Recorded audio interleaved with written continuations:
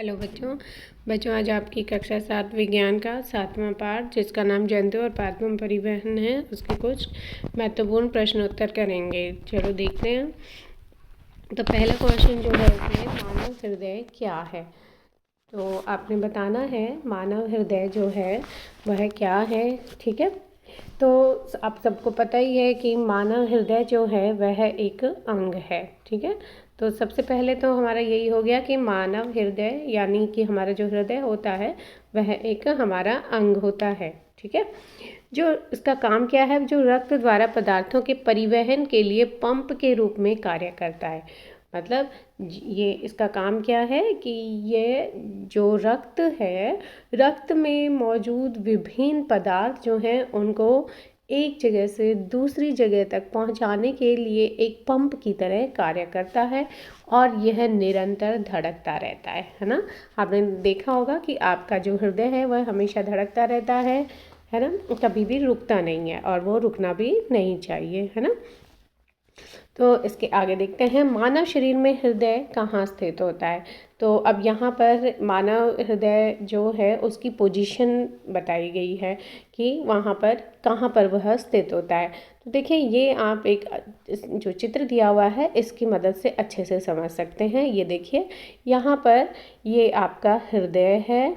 ठीक है, अब इसमें आप देख सकते हैं ये जो हृदय है ये हमारे दोनों लंग्स जो हैं, ये इधर फेफड़े जो हैं, हमारे फेफड़े जो हैं इनके बीच में स्थित है यहाँ पर। ठीक है, तो ये हमारी मान लीजिए ये राइट लंग है यानी कि ये हमारा दायां फेफड़ा है। ठीक है, और ये इधर वाला हमारा बायां फेफड़ा है। ठीक, तो आप यहाँ इसकी पोजीशन देख सकते हैं कि ये बाईं तरफ थोड़ा सा ऐसे झुका हुआ है। ठीक है, जो हमारा हृदय है ये हृदय है। ठीक, और ये बाईं तरफ थोड़ा सा झुका हुआ है। तो इसके कारण आप यहाँ देखेंगे कि जो बायां हमारा जो फेफड़ा है वह भी थोड़ा छोटा होता है। ठीक है, दाएं फेफड़े की तुलना में जो बायां फेफड़ा होता है वो हमारा साइज़ में थोड़ा आमाप में थोड़ा छोटा होता है। ठीक है, तो इस तरह से आपको पता चला कि जो हमारा हृदय है वह हमारे वक्ष में स्थित होता है और वक्ष में थोड़ा बाईं ओर झुका होता है। ठीक, तो अब आंसर देख लेते हैं। आंसर में जो लिखा है कि मानव शरीर में हृदय वक्ष गुहा में स्थित होता है, यानी जो हमारी चेस्ट कैविटी होती कैविटी होती है उसमें ये होता है, चेस्ट कैविटी में। और वक्ष गुहा, वक्ष मतलब हमारी चेस्ट, और जिसका निचला यानी नीचे वाला सिरा थोड़ा बाईं ओर झुका रहता है। ठीक है, तो ये आपने याद रखना है कि ये हमारा थोड़ा सा बाईं ओर झुका रहता है, बाईं साइड यानी कि लेफ्ट साइड में।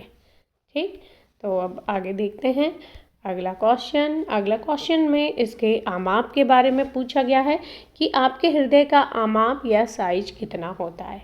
ठीक है, तो इसको भी हम एक चित्र की मदद से अच्छे से समझ सकते हैं। ये देखिए, ये देखें आप इस चित्र में आपको दिया हुआ है कि ये जो आपका हृदय है यह आपके एक मुट्ठी के आकार का होता है। मतलब आपकी जो मुट्ठी है उसके आमाप का उसके बराबर का साइज का होता है। ठीक है, तो अगर हम बात करें ग्राम्स में, वज़न में इसकी, तो लगभग 200 ग्राम से लेकर यह 425 ग्राम तक का हो सकता है। ठीक है, ये इसका वज़न होता है, तो छोटा सा ही होता है बिल्कुल। देखें, और आपके पूरे शरीर में जो रक्त का परिवहन है यानी परिसंचरण तंत्र का कार्य मेनली पंप की तरह हृदय का ही होता है। ठीक, तो इससे आपको पता चल गया होगा कि जो हमारा हृदय है वह हमारी मुट्ठी के आकार का होता है। तो अब आंसर देख लेते हैं। आंसर जो लिखा है कि आपके हृदय का आमाप यानी साइज लगभग आपकी मुट्ठी के बराबर होता है। ठीक, इसके बाद आगे क्वेश्चन दिया हुआ है मानव हृदय कितने कक्षों में बटा होता है। तो मानव हृदय के बच्चों 4 कक्ष होते हैं। एक बार उनके नाम भी देख लेते हैं। अगले क्वेश्चन में 4 कक्ष जो हैं वह कौन कौन से हैं, 2 अलिंद और 2 निलय। अब हम इनको चित्र की सहायता से देखते हैं। ये देखिए, यहाँ पर आप देख सकते हैं इस चित्र में कि ये एक हिस्सा ऊपर वाला और ये एक हिस्सा, और इनको बीच में यहाँ पर एक दीवार की तरह की जो आकृति होती है वो इनको अलग अलग करती है, ठीक है। और ये नीचे का एक हिस्सा है और ये दूसरा नीचे का हिस्सा है। तो अब आप देखें यहाँ पर कि ये जो ऊपर वाले जो दोनों हिस्से होते हैं ये अलिंद कहलाते हैं। क्या कहलाते हैं बच्चों? अलिंद, ठीक है। तो ऊपर हैं ये दोनों के दोनों। आप इसी तरह से इसको याद कर सकते हैं कि ऊपर यानी अ जो है, जैसे देखते हैं आप ऊ जो है वह अ की तरह ही बनाया जाता है ना। तो आप इस तरह से इसको याद भी कर सकते हैं कि अलिंद जो हैं वो ऊपर वाले हैं, ठीक। और जो निलय हैं वह नीचे वाले, ये जो नीचे वाले दोनों हिस्से हैं आपके हृदय के, ये होते हैं निलय, ठीक है। तो अलिंद और निलय। अब यहाँ पर आप एक चीज़ और देखेंगे कि जो अलिंद हैं, और हम जब हृदय के बारे में आगे पढ़ेंगे इसकी कार्यविधि के बारे में, तो उस वक्त हम इसको दाएं और बाएं हिस्से की तरह पढ़ेंगे, ठीक है। तो ये देखिए आप बीच में ये एक और दीवार है जो इधर दायां हिस्सा और बाएं हिस्से को अलग अलग कर रही है ना। तो ये मतलब हमारा दायां अलिंद हो गया और ये नीचे वाला हमारा दायां निलय हो गया। तो ऊपर वाला हिस्सा कौन सा होता है बच्चों? हमारा अलिंद होता है, तो इसलिए ऊपर दायां अलिंद और नीचे जो है हमारा दायां कौन सा हो गया? निलय, ठीक है। तो इस तरह से ये आपके दोनों साइड्स में इस तरह दाएं साइड होगा और इसी तरह से बायां साइड जो होगा वहाँ भी एक अलिंद ऊपर और एक निलय नीचे होगा, ठीक। तो इस तरह आप अच्छे से समझ जाएंगे कि जो दो अलिंद और दो निलय जो हैं उनकी क्या पोजीशन होती है हमारे हृदय में, ठीक है। तो इस तरह ये हमारा क्वेश्चन पूरा हो गया। अब हम आगे बढ़ते हैं, अगला क्वेश्चन देखते हैं। अगले क्वेश्चन में लिखा है कि हृदय स्पंद धड़कन को किस यंत्र द्वारा जांचा जाता है। तो हृदय स्पंद जो होती है हमारी, यानी हमारी जो धड़कन होती है वह स्टेथोस्कोप की मदद से जांची जाती है। स्टेथोस्कोप को बच्चों आपने ध्यान से लिखना है, बच्चों ने कोई गलती नहीं करनी है लिखते समय स्टेथोस्कोप, ठीक है। यहाँ स जो है शुरू में आधा है, उसके बाद एक और स जो है वो भी आधा है, बाकी सभी अक्षर पूरे पूरे हैं। मात्राओं का ध्यान रखना है। तो आप यहाँ नीचे देख भी सकते हैं, ये जो डॉक्टर है, चिकित्सक जो होते हैं वो इस तरह से इसको यूज़ करते हैं। जो ये इनके कानों से लग के यहाँ तक है, ये क्या है? स्टेथोस्कोप होता है, ठीक है। इसकी और अच्छी तरह से हम चित्र आगे देखेंगे। अभी हम अगला क्वेश्चन एक बार देख लेते हैं। अगले क्वेश्चन में है चिकित्सक स्टेथोस्कोप का उपयोग किस रूप में करते हैं। तो चिकित्सक जो होते हैं बच्चों वो स्टेथोस्कोप को एक युक्ति या उपकरण के तौर में करते हैं, जिससे क्या होता है कि जो स्टेथोस्कोप जो होता है बच्चों एक्चुअल में ये हमारी जो हृदय की स्पंद होती है, यानी कि हमारी जो धड़कन होती है उसको बढ़ा देता है, आवर्धित कर देता है, ठीक है। बढ़ा देना मतलब आवर्धित कर देना, ठीक। वो आवर्धित कर देता है जिसके कारण डॉक्टर जो होते हैं वो उसको अच्छे से सुन पाते हैं, ठीक है। क्योंकि देखो आप अपने हृदय की क्या धड़कन को सुन पा रहे हो, आप खुद महसूस करके देखें तो आपको लगेगा कि नहीं हम तो सुन ही नहीं पा रहे हैं, पर डॉक्टर सुन पाते हैं। किस कारण से? वो इस स्टेथोस्कोप की मदद से ही सुन पाते हैं, ठीक है। तो इसीलिए देखें आंसर में भी यही लिखा गया है। स्टेथोस्कोप का उपयोग चिकित्सक एक युक्ति के या उपकरण के रूप में करते हैं जो हृदय स्पंद की ध्वनि को आवर्धित कर देता है, ठीक है, बढ़ा देता है। मतलब जो इसके द्वारा वो बढ़ी हुई जो आवर्धित ध्वनि है वह सुनाई देती है, ठीक। तो अब आगे बढ़ते हैं, अगला क्वेश्चन। अगले क्वेश्चन में लिखा है स्टेथोस्कोप की संरचना कैसी होती है। तो अब यहाँ पर हम देखेंगे स्टेथोस्कोप जो होता है उसकी संरचना में, मतलब उसके जो डिफरेंट पार्ट्स हैं, उसके विभिन्न भाग हैं, वो कौन कौन से होते हैं, ठीक है। तो पहले एक बार हम यहाँ देख लेते हैं, उसके बाद हम इसका डायग्राम की मदद से समझेंगे। तो यहाँ देखें, इसका पहला है भाग, मेनली इसमें 3 भाग होते हैं। पहला भाग चेस्ट पीस जिसे वक्षस्थलग्राही कहा जाता है, ठीक है। दूसरा ईयर पीस जिसे श्रोतिका कहा जाता है, और तीसरी एक नली या ट्यूब होती है, ठीक है। तो अब हम एक बार इसको पहले चित्र की सहायता से देखते हैं, फिर यहाँ समझेंगे। तो ये देखिए, ये बिल्कुल चित्र में आपको बहुत अच्छी तरह से समझाया गया है। ये देखें, ये वाला जो हिस्सा है चेस्ट पीस कहलाता है, और जो कानों में डॉक्टर लगाते हैं वो वाला हिस्सा श्रोतिका कहलाता है, क्योंकि वो सुनने के कार्य में यूज़ होता है। ठीक है, और इन दोनों को जो जोड़ रहा है, ये जो नली है, इसको ट्यूब या नली कहा जाता है। ठीक है बच्चों, तो ये जो है चित्र, ये आपकी बुक का चित्र है, ये आपने देखा होगा आपकी बुक में।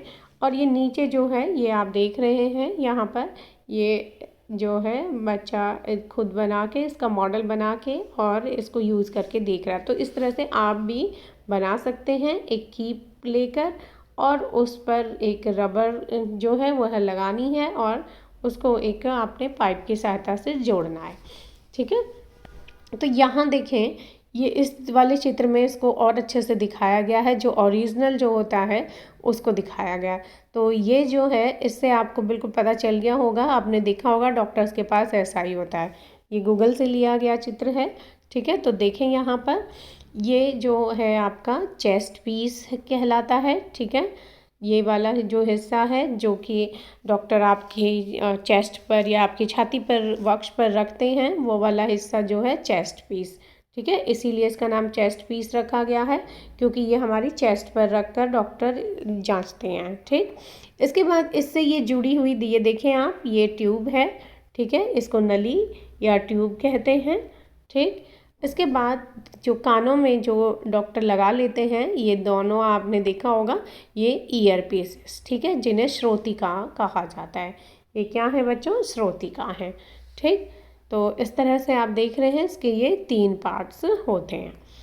तो अब आपको ये समझ आ गया होगा कि जो हमारा स्टेथोस्कोप होता है वो किस तरह से बना हुआ होता है। तो अब हम इसका लिखा हुआ पढ़ लेते हैं, ये देखें। तो पहला जो है चेस्ट पीस, जिसे वक्षस्थलग्राही कहा जाता है। स्टेथोस्कोप के एक सिरे पर चेस्ट पीस लगा होता है, जिसमें एक संवेदनशील डायफ्राम होता है, जो आपने ये इस तरह से जो देखा है। और जो मान लो आप कीप की मदद से बनाएंगे, तो वो जो रबर की वो उसमें लगाते हैं। ठीक है, तो ये उसके जो पर्दा होता है वो उसको डायाफ्राम कहा जाता है। ठीक है, ताकि जो हमारी धड़कन है वह अच्छे से उसमें अवशोषित की जा सके और सुनाई दे सके स्टेथोस्कोप की मदद से। ठीक है, तो अगला जो है ईयर पीस, जिसे श्रोतिका कहते हैं। दूसरे सिरे पर 2 ईयर पीस या श्रोतिका लगे होते हैं, जो ध्वनि सुनने के लिए होते हैं। ठीक, अब तीसरा है एक नली या ट्यूब। चेस्ट पीस और ईयर पीस को जोड़ने के लिए एक नली या ट्यूब लगी होती है। तो इस तरह आपको समझ आ गया होगा बच्चों कि हमारा जो स्टेथोस्कोप होता है, जिसे डॉक्टर्स प्रयोग करते हैं, उसमें 3 भाग होते हैं, चेस्ट पीस, ईयर पीस और नली। ठीक, तो अब हम आगे बढ़ते हैं। अगला क्वेश्चन, ये देखें अगला क्वेश्चन जो दिया हुआ है, हृदय स्पंदन दर किस प्रकार पता चलती है, या हृदय स्पंदन दर क्या होती है। ठीक है, तो आप यहाँ पर ये देखें कि प्रत्येक हृदय स्पंदन धमनियों में एक स्पंद उत्पन्न करता है। प्रति मिनट धमनी में उत्पन्न स्पंद जो है वही हृदय स्पंदन दर को बताता है, यानी वही हमारी हृदय स्पंदन दर कहलाती है। ठीक है, कि 1 मिनट में जो धमनी है हमारी, उसमें कितनी स्पंदन हो रही है। यहाँ आप ध्यान देंगे बच्चों, धमनी लिखा गया है। ठीक है, हृदय स्पंदन दर जो है वह धमनी की सहायता से मापी जाती है। ठीक है, उसमें कितनी स्पंदन हो रही है धमनी में, उसी से हमें पता चलता है कि दर हमारी कितनी है स्पंदन की, हृदय की। ठीक, अगला क्वेश्चन, अगले क्वेश्चन में है रक्त परिसंचरण की खोज किसने की थी। तो देखें, ये डॉक्टर थे विलियम हार्वे। ठीक है, विलियम हार्वे जो डॉक्टर थे, उन्होंने इसकी खोज की थी। ठीक है, जो हार्वे थे उन्होंने इसकी जब खोज की थी, तो वो खुद भी एक डॉक्टर थे, तो उन्होंने बताया था कि जो रक्त है वह हमारा मतलब कि एक परिसंचरण तंत्र के द्वारा शरीर में गति करता है ना। तो हृदय के उन्होंने 4 कक्ष बताए थे जैसे, पर उस वक्त जब उन्होंने ये बताया था तो किसी ने उनकी बातों पे विश्वास नहीं किया था। ठीक है, उनका मजाक उड़ाते थे। परंतु क्या हुआ कि जब मतलब कि वो जिंदा रहे, उनके जीवित रहते रहते ही ये भी खोज हो गई थी कि जो वो कह रहे थे वो सही कह रहे थे। ठीक, तो इसके बाद अगला क्वेश्चन देखते हैं। अगला क्वेश्चन जो लिखा है बच्चों, उसमें है कि कुछ जंतुओं के नाम लिखें जिनमें कोई परिसंचरण तंत्र नहीं पाया जाता। तो देखें, इसमें स्पंज लिखेंगे आप। स्पंज जो होते हैं उनमें कोई भी ये स्पंज जीवों का नाम है बच्चों, ऐसे वैसी स्पंज ना समझें आप। स्पंज जो हैं उनमें कोई परिसंचरण तंत्र नहीं होता। ऐसे ही हाइड्रा जो जीव होता है उनमें कोई परिसंचरण तंत्र नहीं होता। इनमें जो जल है वह उनके शरीर में अवशोषित होता है और वही उस खनिज पदार्थ वगैरह उसी के परिवहन मतलब पूरी बॉडी में होता है और वही फिर उनकी बॉडी से बाहर भी उत्सर्जित हो जाता है। ठीक है, तो इसीलिए इन जंतुओं में, क्योंकि ये मेनली पानी में रहने वाले जंतु होते हैं, इनमें कोई अलग से परिसंचरण तंत्र नहीं होता। तो आप नाम याद रखें, स्पंजेस और हाइड्रा। इसके बाद आगे देखते हैं अगला क्वेश्चन। अगला क्वेश्चन जो है, फुफ्फुस धमनी में कैसा रक्त बहता है। तो ये बहुत इंपॉर्टेंट क्वेश्चन है बच्चों, ये आपने बिल्कुल अच्छे से याद रखना है कि फुफ्फुस धमनी, क्योंकि यहाँ बात धमनी की हो रही है। और धमनी जो होती हैं, आपको याद होगा जब हमने पिछली वीडियो बनाई थी उसमें आपको बताया था कि धमनी जो होते हैं उनमें ऑक्सीजन समृद्ध रक्त होता है। ठीक है, तो इसलिए यहाँ ये क्वेश्चन इंपॉर्टेंट हो जाता है कि क्वेश्चन में लिखा है फुफ्फुस धमनी।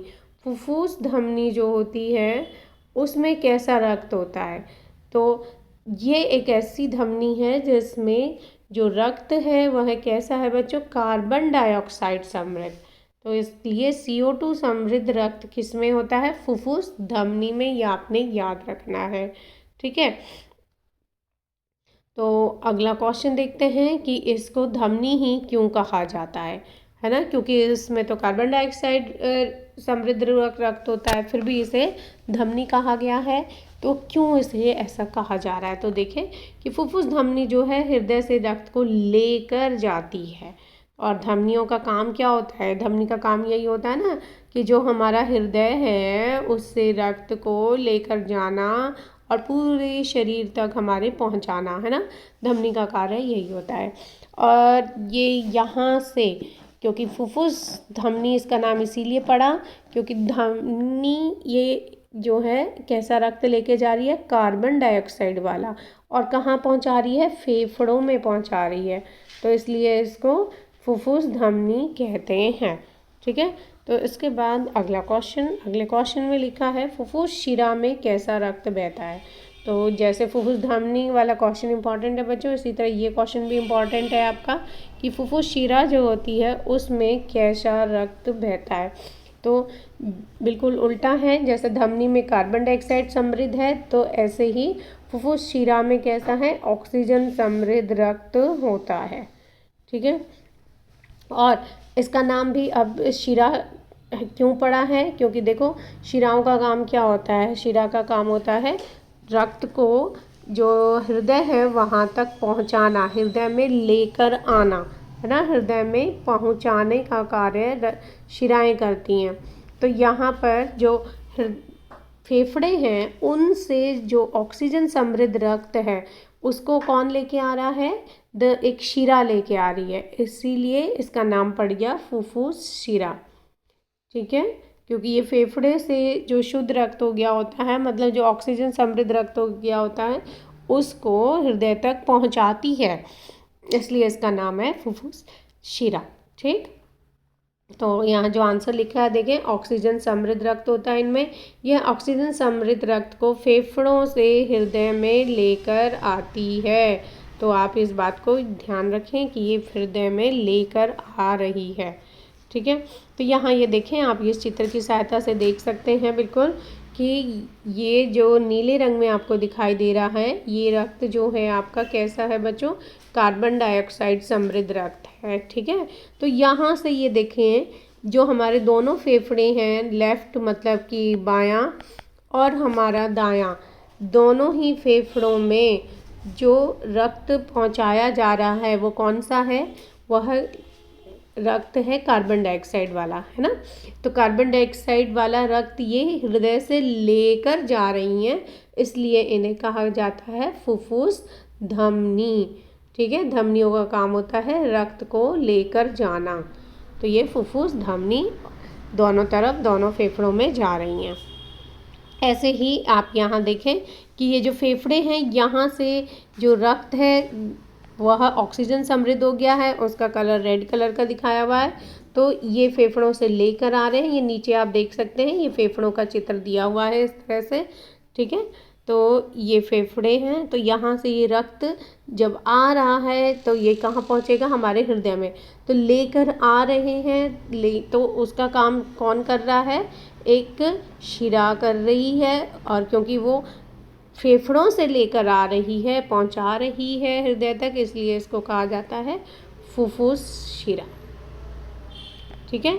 और ये एक ऐसी शिरा जिसमें ऑक्सीजन समृद्ध रक्त होता है।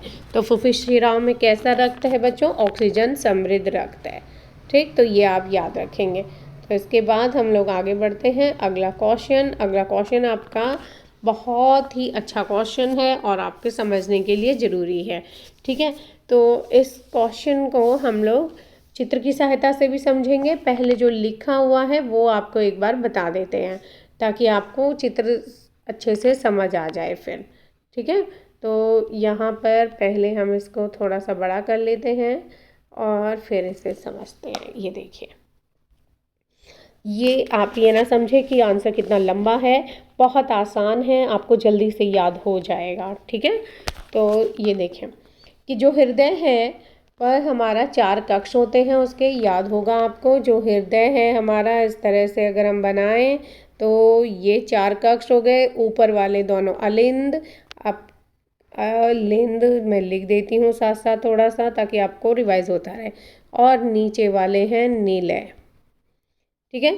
तो नीचे वाले दोनों हिस्से कौन से हैं, निलय, ऊपर वाले अलिंद। और अगर हम इनको दाएं बाएं साइड करके देखेंगे तो ये वाली साइड आपकी दाईं, ये है बाईं, ठीक। तो अब देखें, मानव हृदय में 4 कक्ष, 2 अलिंद और 2 निलय होते हैं, ठीक है। ऊपर के दोनों कक्ष अलिंद और नीचे के दोनों कक्ष निलय कहलाते हैं। कक्षों के बीच की विभाजन दीवार ऑक्सीजन समृद्ध रक्त, कैसा रक्त बच्चों, ऑक्सीजन समृद्ध रक्त और कार्बन डाइऑक्साइड समृद्ध रक्त को मिलने नहीं देती है। हृदय के कक्ष की भित्तियां पेशियों की बनी होती हैं, जिनके लयबद्ध संकुचन, कैसा संकुचन है, लयबद्ध संकुचन मतलब लगातार वह संकुचन और विश्रांति वहाँ पर होती रहती है, और विश्रांति के मिलने से हृदय स्पंद यानी हार्ट बीट बनती है। दोनों अलिंद और फिर दोनों निलय एक साथ सिकुड़ते हैं। हृदय का दायां हिस्सा अर्थात दायां अलिंद और दायां निलय, इनमें कार्बन डाइऑक्साइड समृद्ध रक्त होता है। दाएं अलिंद में शरीर की सबसे बड़ी शिरा या महाशिरा रक्त पहुंचाती है, जिसे दायां निलय प्राप्त करता है और फुफ्फुसीय धमनी के माध्यम से फेफड़ों तक पहुंचाता है, ठीक है। इसके बाद ये देखें, हृदय का बायां हिस्सा फुफ्फुसीय शिराओं, जिनमें ऑक्सीजन समृद्ध रक्त होता है, के माध्यम से ऑक्सीजन युक्त रक्त जो है उसमें रक्त प्राप्त करता है यह, और रक्त बाएं अलिंद में आता है, वहाँ से बाएं निलय में जाकर महाधमनी द्वारा शरीर के बाकी हिस्सों में पंप करता है, ठीक। तो इस प्रकार ऑक्सीजन युक्त रक्त जो है हृदय द्वारा पंप कर धमनियों के द्वारा शरीर के विभिन्न भागों में पहुंचाया जाता है, और शिराओं द्वारा कार्बन डाइऑक्साइड समृद्ध रक्त जो है वह हृदय तक पहुंचाया जाता है। हृदय में रक्त पंप करने की ये जो प्रक्रिया है यह लगातार बार बार पुनः पुनः होती रहती है, ठीक है। यह कार्य जो है यह रुक नहीं सकता है, ठीक। तो इस तरह से आपने देखा कि ये आपका पूरा क्वेश्चन हो गया। तो अब इसको हम एक चित्र की सहायता से अच्छे से समझते हैं। ये देखिए, यहाँ पर ये दिखाया है आपको। पहले तो ये आपकी बुक का चित्र है, और इस चित्र में ये देखिए, ये वाला हिस्सा जो है ये ऊपर वाला हिस्सा हो गया, और यहाँ ये बीच में वाल्व होती हैं। ये वाल्व जो है ये इसको रक्त को वापस नहीं जाने देती हैं, और ये नीचे वाला हिस्सा, ठीक है। अगर हम बात करें तो ऊपर वाले हिस्से को अलिंद कहा जाता है, ठीक है, और नीचे वाला हिस्सा निलय। तो आप इसे याद कर सकते हैं, ऊ से ऊपर और नीचे का नी तो निलय, ठीक है। ऐसे ही यहाँ अगर हम वाई साइड बात करें तो ऊपर वाला अलिंद और नीचे वाला निलय, ठीक। तो अब इसकी कार्यविधि देखते हैं। कार्यविधि के अनुसार क्या होगा कि जो दो महाशिराएं होती हैं, एक ऊपर वाले हिस्से की मतलब हमारे गर्दन से ऊपर मस्तिष्क वगैरह से जो शिराएं रक्त लेकर आएंगी हृदय तक, वह ऊपर की महाशिराएं कहलाती हैं और नीचे वाली जो होती हैं वह नीचे वाली महाशिराएं और ऊपर वाली दोनों जो हैं ये अग्र महाशिरा, ये नीचे वाली पश्च महाशिरा कहलाती हैं। ये दोनों यहाँ पर लेके आएंगी रक्त को। ठीक है, इस तरह से सारा रक्त पहुँच रहा है सबसे पहले हमारे दाएं अलिंद में। कहाँ पहुँच रहा है बच्चों? दाएं अलिंद में। ये दाएं अलिंद है। इसके बाद यहाँ से जो हृदय है, संकुचन हमेशा इसमें लगातार होता रहता है। जब ये पूरा भर जाएगा तो इसका संकुचन होगा और जो रक्त है वह नीचे नीले में यानी कि दाएं नीले में पहुँच जाएगा। ठीक, अब जो रक्त दाएं नीले में पहुँच गया वो भी कैसा है? कार्बन डाइऑक्साइड वाला। अब यहाँ से कहाँ जाएगा बच्चों? यहाँ से रक्त जाएगा फुफ्फुस धमनी द्वारा। ये देखें, ये ऊपर यहाँ दिखाया हुआ है फुफ्फुस धमनी, क्योंकि ये अब लेके जाएगी वहाँ से रक्त को।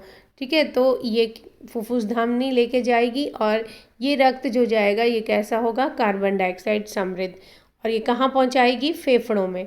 अब फेफड़ों का काम है हमारे रक्त को शुद्ध करना। शुद्ध करना मतलब वह ऑक्सीजन तो हमें रक्त में मिक्स हो जाएगी और जो हमारे कार्बन डाइऑक्साइड है वो उच्च वसन के द्वारा, क्योंकि बाहर जानी होती है हमारे श्वास से, तो इसलिए वहाँ फेफड़ों में ये आदान प्रदान और गैसेस का हो जाता है।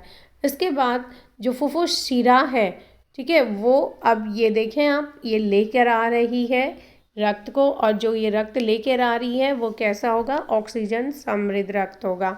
अब ये यहाँ पर लेके आई और ये किस में लेके आई? बाएं अलिंद में। ये याद रखें आप, ऊपर वाला हिस्सा अलिंद है तो ये बाएं अलिंद में फेफड़ों से जो रक्त है वह आ रहा है। उसके बाद ये संकुचन होगा तो ये नीचे नीले में पहुंचेगा, बाएं नीले में। ठीक है, अब बाएं नीले से देखें बच्चों, जब रक्त हमारा यहाँ बाएं नीले में पहुंच जाता है, ठीक, तो अब इसको यहाँ से पूरे शरीर में जाना होता है। ठीक, तो इसको वहाँ से अब पूरे शरीर में भेजने का जो काम है वह करती है हमारी महाधमनी। ये महाधमनी, ठीक, ये पूरे शरीर में रक्त को पहुंचा देती। तो इस तरह से आपने देखा कि जो हमारा हृदय है वो किस तरह कार्य करता है। तो इसी का अब ये देखें दूसरा चित्र जो आपकी बुक में दिया गया है। ये इसका दूसरा चित्र है बच्चों। ये जो चित्र है इसमें ये दिखाया गया है कि किस तरह से ये हमारा हृदय, जो हमारा ये हृदय है, ठीक है, यहाँ पर रक्त पहुँचाने का कार्य जो है वो कौन कर रहा है? शिरा कर रही है। ठीक है, क्योंकि ये पूरा इकट्ठा रक्त पहुँचा रहे हैं तो इसलिए इन्हें महाशिरा कहा जाता है। ठीक, इसके बाद यहाँ से हृदय से जो रक्त है वो कहाँ जाता है? फेफड़ों में। तो वो जो लेके जाती है वह क्या है? फुफ्फुस धमनी। अब फेफड़ों में रक्त का शोधन होता है और ये रक्त यहाँ से ऑक्सीजन वाला होकर वापस हृदय में आता है। तो इसे अब लेकर आने का काम फिर कौन कर रही है? एक शिरा, और उसका नाम है फुफ्फुस शिरा। इसके बाद यहाँ से अब जब हमारा रक्त शुद्ध हो गया, मतलब कि ऑक्सीजन समृद्ध हो गया, तो उसको पूरे शरीर में ले जाने का काम कौन कर रही है? एक धमनी, और इस धमनी को कहा जाता है महाधमनी। ठीक है, ये आगे बढ़ती जाएगी और पूरे शरीर के विभिन्न हिस्सों में पहुंच जाता है रक्त विभिन्न धमनियों द्वारा। और वहाँ से ये केशिकाएं जो होती हैं, लास्ट में ये जो केशिकाएं होती हैं, ये कार्बन डाइऑक्साइड वाला जो रक्त है उसको फिर शिराओं के रूप में मिलती जाएंगी और फिर शिराओं तक पहुंचा देती हैं। तो इस तरह से ये पूरी प्रक्रिया हमारे परिसंचरण तंत्र की चलती रहती है। तो उम्मीद है बच्चों आपने आज अच्छी तरह से ये जो हृदय की गतिविधि है ये अच्छे से आपको समझ आ गई होगी कि हृदय जो है वो हमारा किस प्रकार कार्य करता है। फिर से एक बार मैं आपको थोड़ा सा रिवाइज कर दूं कि ये हृदय जो है, यहाँ से जो रक्त है वह फुफ्फुस धमनी के द्वारा फेफड़ों में पहुँचेगा और फेफड़ों से शुद्ध रक्त फिर फुफ्फुस शिरा के द्वारा हमारे हृदय में आएगा। और ये आता है जो वह अलिंद में आता है, ऊपर वाले हिस्से में, ठीक है, और बाएं अलिंद में। बाएं अलिंद के बाद निलय में जाएगा और निलय से पूरी बॉडी में पहुंच जाएगा, ठीक है। अब ये पूरी बॉडी में पहुंचाने का काम धमनी करेगी और उसका नाम है महाधमनी। इससे ही सारा जो रक्त है वो बॉडी के विभिन्न अंगों से केशिकाओं के माध्यम से शिराओं में पहुंचता है। और यहाँ पर जो अब ब्लड होता है वो CO2 समृद्ध, कार्बन डाइऑक्साइड समृद्ध, और इधर जो ब्लड है वह है ऑक्सीजन समृद्ध, ठीक। तो मैंने बता दिया आपको, शॉर्ट में एक्सप्लेन कर दिया, इसी को आपने लिखना होता है, ठीक। तो इस तरह आप समझ गए होंगे कि किस तरह से हमारा हृदय कार्य करता है। तो बच्चों, अगर चैनल पसंद आ रहा है, जो आपको इसमें वीडियोस बना के दिए जा रहे हैं वो अच्छे लग रहे हैं, तो चैनल को सब्सक्राइब ज़रूर कर दें, ठीक है। लाइक और कमेंट भी कर दिया करें और अधिक से अधिक इसे शेयर करें। धन्यवाद बच्चों।